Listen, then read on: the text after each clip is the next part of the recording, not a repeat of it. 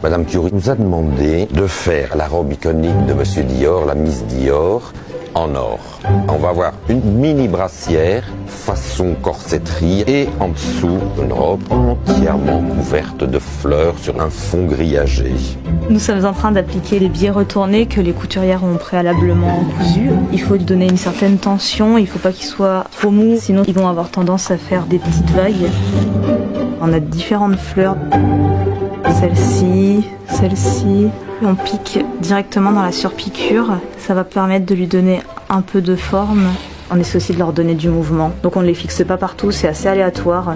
Nous avons une machine artisanale qui sert à smoker du tissu. On passe des fils et de l'autre côté, grâce aux aiguilles, il va ressortir smoké. Et la partie smokée, on va la plier en 3 parties pour former une pensée. On a rajouté un pompon qu'on a retravaillé avec les fils du lamé. C'est une matière qui est une prouesse technique parce que c'est un laméor mat réimprimé pour avoir un effet ombré, vieilli, fané. C'est même pas des centaines d'heures qu'il y a là-dessus. C'est excessivement précis, délicat. C'est la haute couture.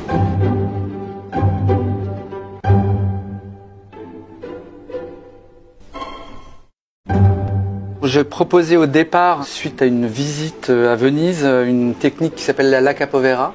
C'est une technique du XVIIIe siècle qui consistait à imiter la laque de Chine sur les meubles en utilisant des gravures. Donc on est reparti comme au XVIIIe, on a réutilisé une gravure, mais cette gravure on l'a faite en sérigraphie. En revanche, toute la coloration et tous les coloriages avant broderie sont entièrement réalisés à la main. Une fois que cette coloration va être faite, on va venir thermocoller les éléments. Puis ensuite, on va les broder en peinture au fil. La peinture au fil, elle va être là pour rehausser les rythmes et l'essence de gravure. Et toujours avec cet aspect d'usure, en fait, comme si le tissu s'était un petit peu usé et le fil était parti progressivement du dessin. La plus grande difficulté concerne surtout les manches, en fait, qui sont composées de 7 morceaux sur lesquels on a déjà fait nos placements. Ces broderies, comme vous voyez, elles sont découpées sur le côté. C'est qu'elles vont être complètement incrustées dans le motif. C'est-à-dire que le motif ne va pas être coupé. C'est là où on voit vraiment un travail de couture.